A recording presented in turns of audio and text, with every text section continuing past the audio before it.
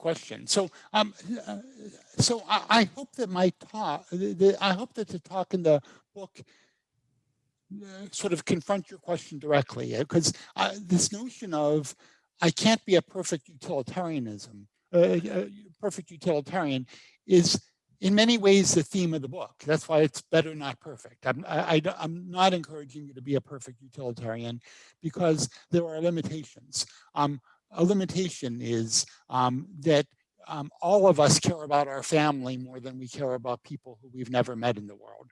And there's probably some very good long-term benefit to overvaluing people close to us. But I think sometimes we sort of do that too dramatically, and we harm people who aren't part of our group. So I think we can think about that. Sort of, are there times when we want to broaden our net?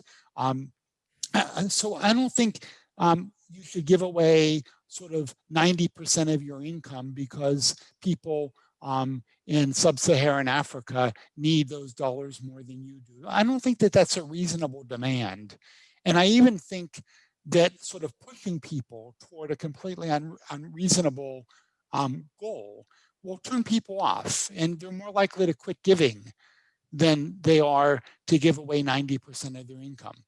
But I think thinking about sort of, would your life be fine if you increased your donations by 10% over last year?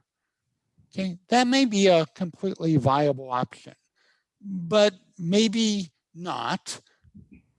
Could you at least give your donations more thought?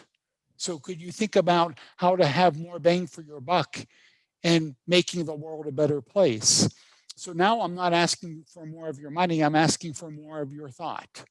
I'll give you one quick sort of thought example on that.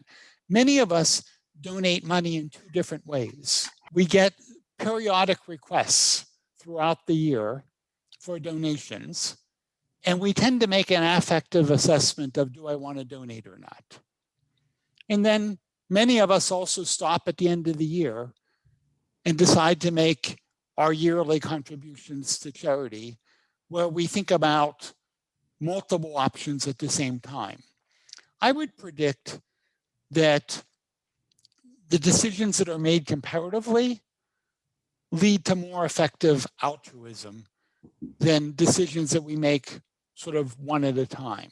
So I think that if we can think about ways to improve the effectiveness of our decisions, we can become better. So I'm far, far, far from a perfect human being, but I'm pretty confident that I was better in 2020 than I was in 2019.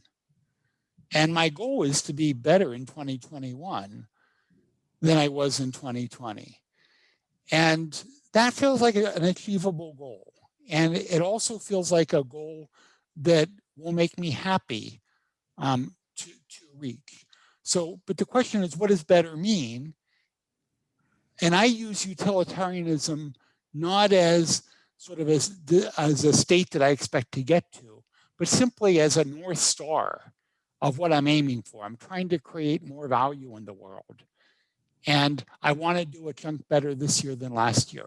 And by the way, I think that when we sort of accept that goal, that we're moving toward our maximal sustainable goodness, and it almost becomes self-fulfilling that the following year you're going to want to be even better than you were in the current year. So it's a different trajectory on life where sort of I want to completely and totally accept that utilitarianism isn't a reasonable state to get to. It's a reasonable direction to aim for. And in many ways, so if we go back to my very early slide on decision making, I'm a fan of you making more rational decisions, where rational is defined as decisions that will allow you to accomplish more of what you want to accomplish. Okay. But I don't have any hopes that I'm ever going to be perfectly rational. So I can use something as a North Star, either in terms of my decision-making or morality, without necessarily expecting to get to that North Star in the end.